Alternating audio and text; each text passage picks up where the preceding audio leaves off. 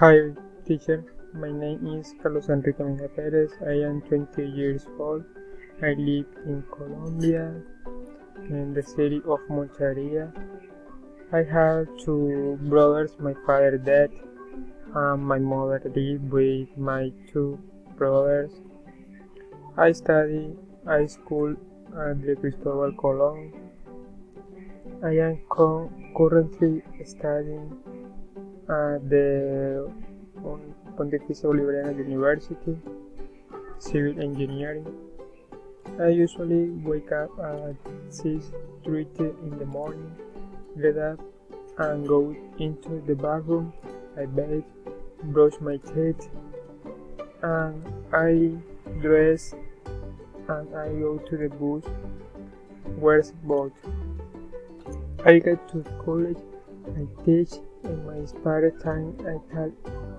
I to my classmates. Then I go home and change and I get dressed to go to the gym.